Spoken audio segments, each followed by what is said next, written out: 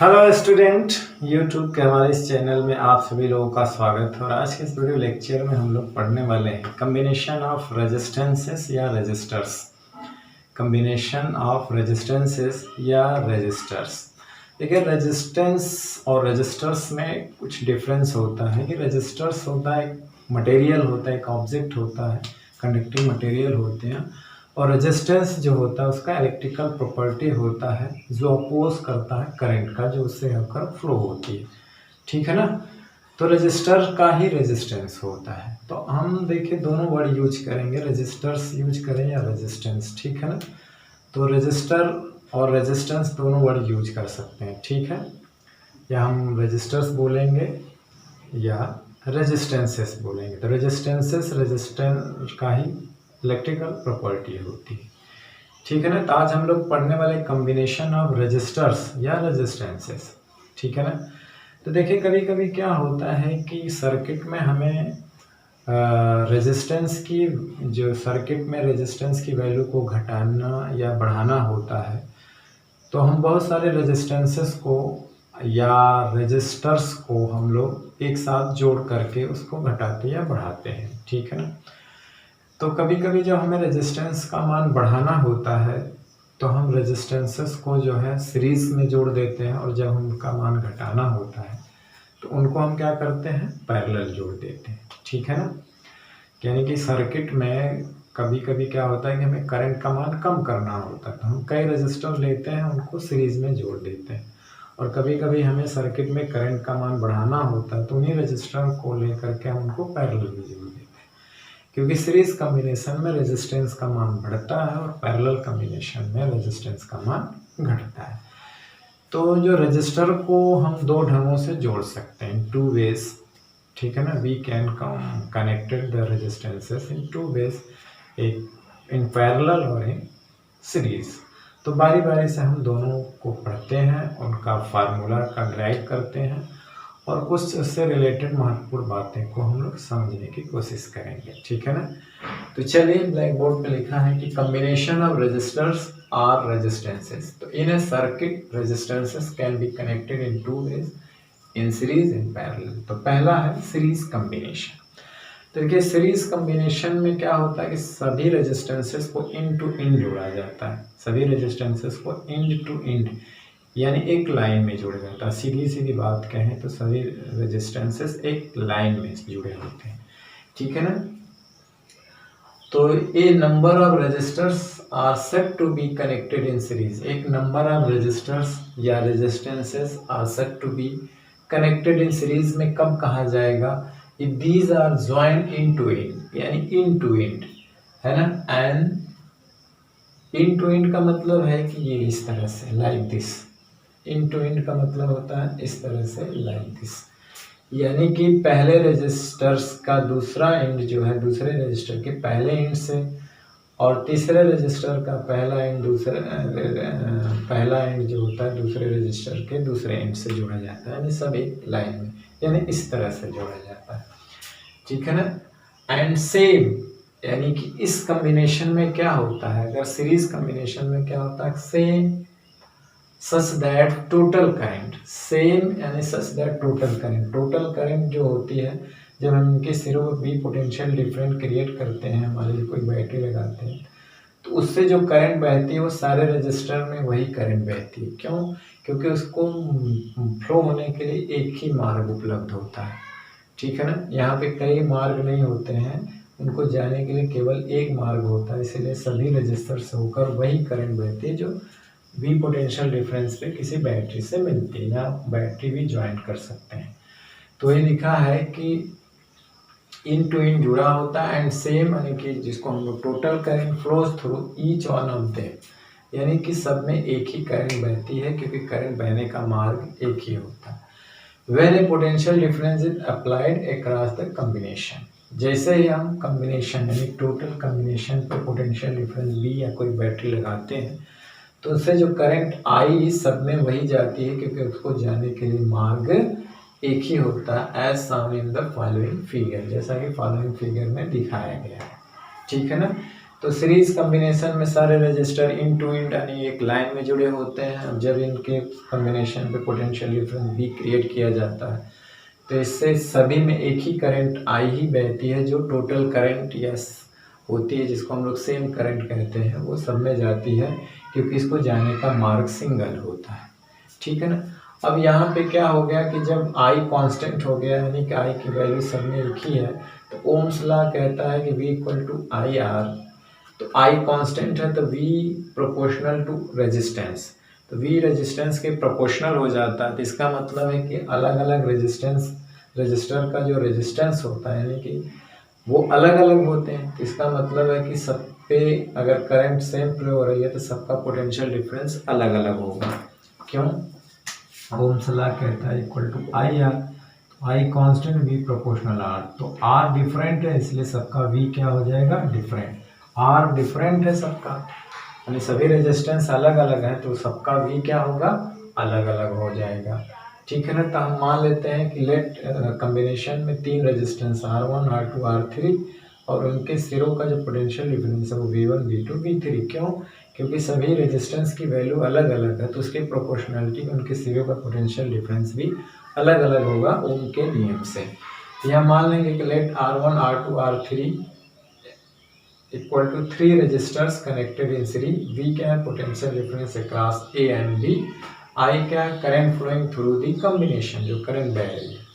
तो it is clear that, है ना, ये क्लियर है कि इसके सिरों का potential difference V1, V2, V3 है, जो कि जो संयोग का पोटेंशियल है बैटरी का उसके योग के उसके बराबर होगा। यानी V1, V2, V3 का सम जो होगा वो V के बराबर होगा, क्योंकि यही तो जाकर के अलग अलग तीनों पे डेवलप हो जाए, लेकिन तीनों का सम जोड़ेंगे तो V अलग। क्यों V हुआ बंटवारा हो गया? क्योंकि रेजिस्टेंस अलग अलग है और I कांस्टेंट है, तो V प्रोपोर्शनल टू R है, तो R अलग अलग होगा, सब पे पोटेंशियल डिफरेंस अलग होगा, लेकिन उनका सम V के बराबर होगा।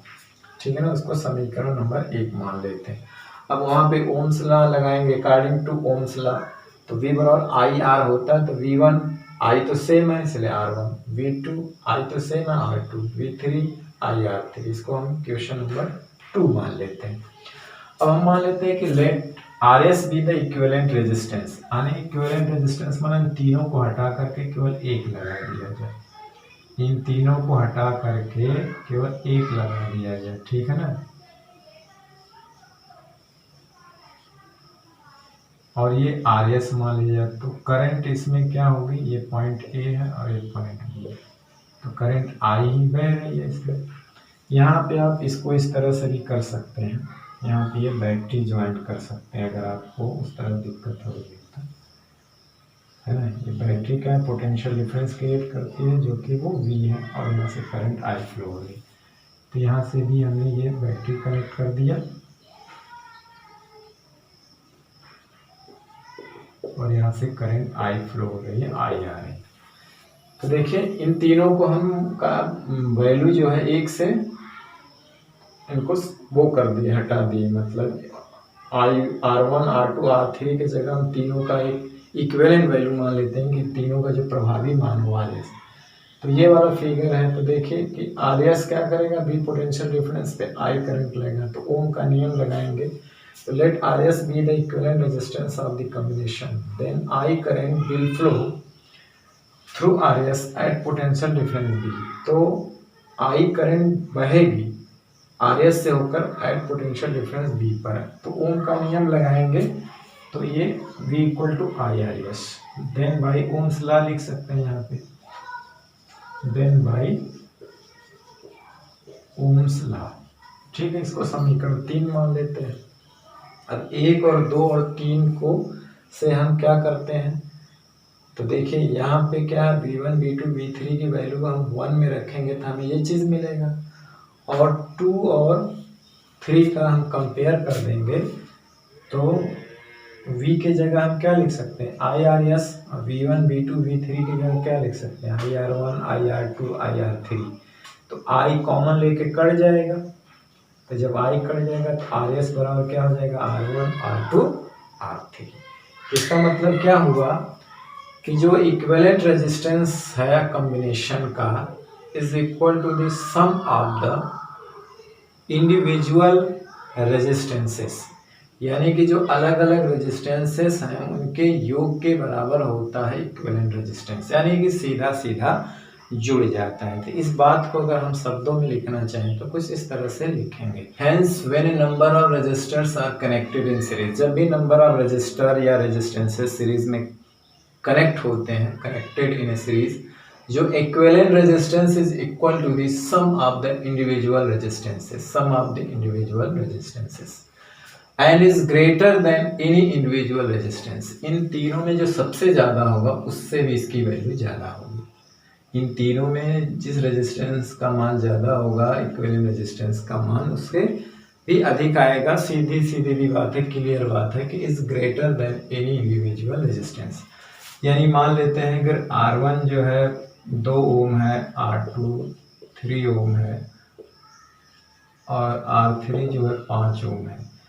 देखिए सबसे ज़्यादा 5 ओम है ना, तो इनका जो इक्विवेलेंट होगा 10 ओम होगा, तो RS कितना होगा 10। तो जो इसमें इंडिविजुअल जो सबसे ज़्यादा होता है, इक्विवेलेंट उससे भी ज़्यादा आता है। तो कहने का ये तात्पर्य, ठीक है ना। कुछ इसमें नोटिंग पॉइंट कि अगर कोई n रजिस्टर है या n रेजिस्टेंसेस है और जिसकी वैल्यू R है, ईच ऑफ वैल्यू R यानी सबका मान R है, सबकी वैल्यू R है और उनको सीरीज में कनेक्टेड किया गया है, then their equivalent resistance is given by R को n टाइम्स जोड़ देना है। n टाइम्स है n रेजिस्टर n, तो किसी चीज को n बार जोड़ने से अच्छा है कि उसको n से गुणा कर दीजिए।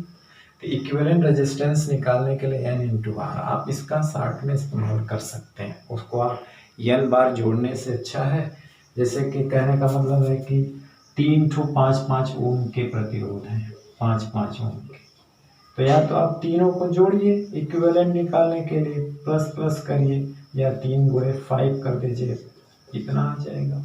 तो कहने का मतलब ये है, या तो उसको आप उतनी बार जोड़े या डायरेक्ट गुणा कर दीजिए, तो अच्छा है कि डायरेक्ट गुणा कर दीजिए। दो बातें ये हैं, ये तो शुरू में ही हो गया था कि सीरीज कॉम्बिनेशन में क्या होता है, करंट की वैल्यू सेम होती है और टोटल करंट के बराबर होती है, जो बैटरी जो पोटेंशियल डिफरेंस की वजह से करंट बहती है उसके बराबर होती है। तो ये बात इसमें आप याद कर सकते हैं, शुरू में ही लिखा था कि current flowing each resistor is same and equal to total current in the circuit because there is no other path along which the current can flow।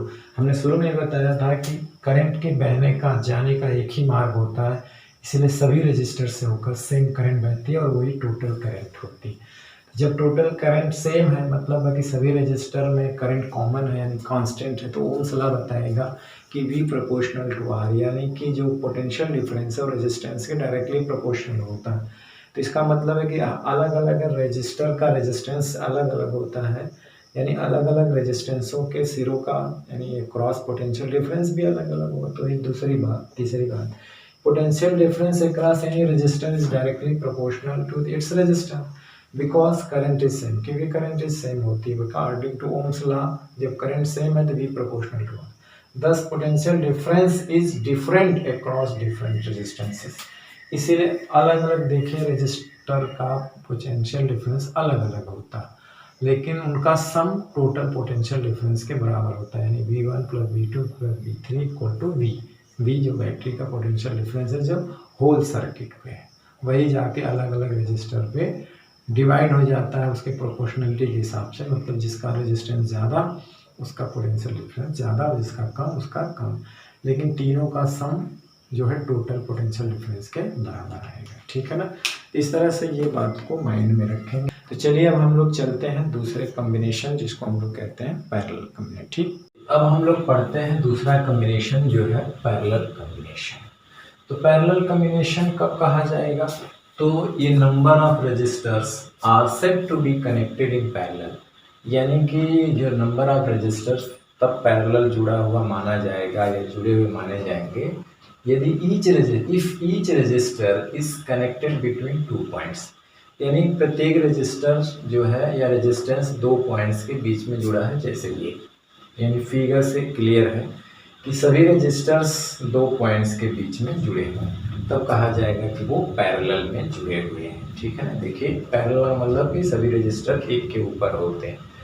ठीक है ना, so that potential difference across each resistor is the same या is same and is equal to the applied potential difference between the 2 points as shown in the figure। इस प्रकार से जुड़े होते हैं कि सभी रेजिस्टर के सिरों का जो पोटेंशियल डिफरेंस होता है वो अप्लाइड पोटेंशियल डिफरेंस के बराबर होता है। जब सभी रेजिस्टर 2 पॉइंट्स के बीच जुड़े होते हैं, इनके सिरों पर जब भी कोई potential cross potential difference applied किया जाता है तो यही पोटेंशियल डिफरेंस सभी रेजिस्टर्स के ऊपर डेवलप हो जाता है, क्योंकि सभी 2 पॉइंट्स के बीच में होते हैं और बैटरी भी 2 पॉइंट्स के बीच। जो पोटेंशियल डिफरेंस इन 2 पॉइंट्स के बीच है ना, वही पोटेंशियल डिफरेंस इन 2 पॉइंट्स के बीच भी होगा। इसीलिए इस केस में पैरेलल कॉम्बिनेशन में क्या होता है, सभी रेजिस्टर्स का पोटेंशियल डिफरेंस सेम होता है। सभी का पोटेंशियल डिफरेंस क्या होता है, सेम होता है। ठीक है ना, एक बार क्लियर। अब हम यानी कि उसमें क्या था, सीरीज वाले में सब में करंट सेम थी क्योंकि पाथ सिंगल था, और यहाँ पे क्या सेम है कि पोटेंशियल डिफरेंस क्योंकि सभी रेजिस्टर 2 पॉइंट्स के बीच कनेक्टेड है। ठीक है, अब इसमें क्या है जैसा कि फिगर में दिखाया हुआ, अब ये बैटरी भी है जो क्या है पोटेंशियल डिफरेंस क्रिएट कर रही है। ठीक है ना, अब जैसे ही पोटेंशियल डिफरेंस क्रिएट करते हैं इसमें से करंट आई फ्लो होती है। क्या होती है, आई करंट फ्लो होती है, और जैसे ये करंट यहाँ जाती है इसको यहाँ पे 3 मार्ग मिल जाते हैं। ठीक है ना, अब यहाँ पे करंट का डिवीजन शुरू हो जाता है, और डिवीजन इस तरह से करंट शुरू होता है क्योंकि यहाँ देखिए ओम्स लॉ लगाएंगे तो V equal to I R होता है, तो V कांस्टेंट होता है, यानी I की बात करें तो V अपन R, और ये नियत है तो I इनवर्सली प्रोपोर्शनल हुआ, यानी यहाँ पे करंट डिवाइड होगी क्योंकि मार्ग अलग अलग है उसको जाने के, लेकिन जो यानी कि प्रतिरोध जो होता है, रेजिस्टेंस जो होता है, करंट जो होती है प्रतिरोध के व्युत्क्रमानुपात में यानी इनवर्सली प्रोपोर्शन के रूप में बढ़ जाती है। ठीक है ना, तो रेजिस्टर क्या करते हैं, रेजिस्टेंस क्या करते हैं, टोटल करंट को अपने व्युत्क्रमानुपात में बांट लेते हैं, तो इसलिए टोटल करंट यहाँ पे जाके बढ़ जाती है। मान लेते हैं R1 में जो है वो I1 होती है, R2 में I2 और R3 में I3। ठीक है ना, तो एक मान लेते हैं कि let I1, I2, I3 be the currents through the resistors या through the resistances R1, R2 and R3 respectively, because current is inversely proportional to the resistance. ठीक है ना, रेजिस्टेंस के इनवर्सली प्रोपोर्शनल होता है, इनवर्स के रूप में वो करंट डिवाइड हो जाती है total current. The total current drawn from the batteries, यही I तो जाकर के डिवाइड हो जाती है I1, I2, I3 में, इसको इक्वेशन नंबर 1 मानते हैं। अब मानते हैं कि potential difference 2 point A and B है। ठीक है ना, तो देन बाय ओम्स लॉ अगर पोटेंशियल डिफरेंस बी है तो ये सब पे होगा, बी ही इस पे भी होगा, बी ही इस पे होगा, सब होगा ना, बी इस पे सब पे बी होगा। ठीक, अब ओम्स लॉ लगाइए तो जानते हैं कि V बराबर आई आर होता है, I equal to V upon R, इसलिए I1 equal to V upon R1, I2 V upon R2, I3 V upon R3, क्योंकि V तो सेम है। Equation number 2। अब मान लेते हैं कि इक्विवेलेंट रेजिस्टेंस, यानी इन तीनों का इक्विवेलेंट रिप्लेस कर देते हैं कि इन तीनों के इक्विवेलेंट एक रेजिस्टेंस Rp है जो इनकी वैल्यू इन तीनों के मान के बराबर है, इक्विवेलेंट के बराबर। तो उससे हम अगर तीनों के स्थान पे रिप्लेस करके एक रेजिस्टेंस लाते हैं Rp, मतलब पैरेलल, P का मतलब parallel, the equivalent resistance of the combination between the points A and B is Rp। then तो टोटल करंट जो यहाँ से निकलेगी बैटरी से I है ना, then the total current drawn from the battery is ये according to ओम लॉ है ना, according to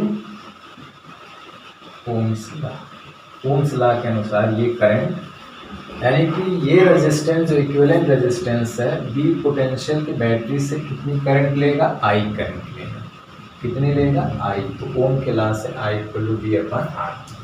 अब इक्वेशन 1, 2 और 3 के अनुसार तो यहाँ लिखेंगे कि from the equation 1, 2 and 3 we get, हम क्या पाते हैं, देखिए I1, I2, I3 की वैल्यू यहाँ पे रख देते हैं और I की जगह हम क्या रख देते हैं V अपन Rp, तो V देखिए कॉमन लेके कट जाएगा तो ये हमको रिलेशन मिलेगा। ये रिलेशन हमको क्या कहता है, ठीक, तो इस तरह से हमें ये रिलेशन मिलता है। इस रिलेशन का क्या मतलब हुआ? इस रिलेशन का मतलब हुआ कि the reciprocal of equivalent resistance is equal to the sum of the reciprocal of the individual resistances। तो इस बात को हम सब दो में लिख लेते हैं, ठीक है ना। चलो इसको वर्ड में क्या लिखेंगे, शब्दों में अगर लिखना हो तो लिखेंगे thus in the parallel combination, मतलब इस प्रकार in the parallel combination the reciprocal of the equivalent resistance is equal to the sum of the reciprocals of the individual resistances, ठीक है ना, of the individual resistances। The equivalent resistance RP is less than even the smallest resistance connected। आइए इसका मतलब समझते हैं। अब देखिए क्या है कि हमारा जो इक्विवेलेंट रेजिस्टेंस था RP, वो कह रहा है कि इसका इक्विवेलेंट ले आया। हमारे तीन रेजिस्टेंस थे R1, R2, R3। तो कह रहा है कि जो इक्विवेलेंट रेजिस्टेंस है उसका रेसिप्रोकल बराबर होता है क्या, इनके रेसिप्रोकल के सम के। इनका रेसिप्रोकल क्या होगा A, इनका रेसिप्रोकल क्या होगा A, इसका रेसिप्रोकल क्या होगा, इनके सम के बराबर, ये कह रहा है, ठीक है ना। और क्या कह रहा है कि इसमें कह रहा है कि इस equivalent resistance is less than even the smaller resistance connected. यानी मान लीजिए कि R1, R2, R3 में कहने का मतलब है जो सबसे कम रेजिस्टेंस होगा इक्विवेलेंट रेजिस्टेंस उससे भी कम आएगा। इक्विवेलेंट रेजिस्टेंस क्या होगा, उससे भी कम आएगा। जैसे सपोज करिए हम दो रेजिस्टेंस ले रहे हैं, मान लीजिए R1 को हम 2 ओम ले रहे हैं और R2 को 3 ओम ले रहे हैं। अब इक्विवेलेंट अगर हम निकालना चाहें तो क्या हो जाए, इस तरह से हम जोड़ेंगे, ठीक है ना। अब इसका एलसीएम कितना आएगा 6, 2 किया 6 होता है, 3 गुना 6, यानी कि इसको डिवाइड करेंगे जो आएगा इसे बुरा करके यहाँ लिखेंगे 3 को 5/6। अब देखिए जब RP चाहिए तो क्या हो जाएगा 6/5। अगर 6 में 5 से भाग देंगे तो वो चीज़ 2 से भी कम आएगी। सबसे स्मॉलेस्ट 2 है, इक्विवेलेंट इससे भी कम आएगा, ठीक है ना। इसका मतलब ये, ठीक। अब देखिए कुछ इसमें नोटिंग पॉइंट है, जैसे उसमें कि पहला है कि if there are n equal resistance, अगर मान लीजिए n इक्वल रेजिस्टेंस और प्रत्येक की वैल्यू R है और कनेक्टेड इन पैरेलल है, the equivalent resistance RP is given bye सब R1/R1/R1/n टाइम्स है। तो n टाइम्स जोड़ने का मतलब n से गुणा कर दीजिए, n गुणे 1/R। इसका मतलब क्या हो गया n × 1/R। और इसी को थोड़ा सा सीधा करके लिखेंगे तो RP बराबर हो जाएगा R/स्मॉल, ठीक है ना। तो इस तरह से हम इसको कैलकुलेट कर लेंगे, एक तरह से ट्रिक, ठीक है ना। दूसरा है फॉर 2 रेजिस्टेंस। एक मतलब है कि आप बार बार इस तरह मत जोड़िए, एक डायरेक्ट फार्मूला यूज करिएगा। 2 रेजिस्टेंस मान लीजिए R1, R2 है तो इक्विवेलेंट रेजिस्टेंस निकाला जाता है, इसी को सॉल्व करके ये आएगा। आप इसको सॉल्व करेंगे तो ये आएगा, देखिए कैसे। भाई देखिए R1, R2 जो एलसीएम ले लीजिए, अब इससे इसमें डिवाइड करेंगे तो RT मिलेगा और इससे इसको डिवाइड करेंगे तो प्लस R1 मिलेगा। अब इसी को उलट दीजिए, RP = R1, R2 ऊपर R1 + R2, ठीक है ना, वही चीज़ आया। तो आप अब से केवल अगर 2 रेजिस्टेंस कहेंगे तो डायरेक्ट इस फार्मूले का यूज करिएगा। तीसरी बात क्या है कि पैरेलल कॉम्बिनेशन में पोटेंशियल डिफरेंस सेम आया था, but current is different in different resistances. लेकिन करंट क्या है, डिफरेंट होती है डिफरेंट रेजिस्टेंसेस में। क्यों करंट, क्योंकि वहाँ पे करंट को जाने के कई मार्ग होते हैं, करंट के जाने के कई मार्ग मिल जाते हैं और करंट जो होती है रेजिस्टेंस के इन्वर्सली प्रोपोर्शनल के हिसाब से बढ़ जाती है। क्या होती है, इन्वर्सली प्रोपोर्शन के हिसाब से क्या होती है, बढ़ जाती है, ठीक है ना।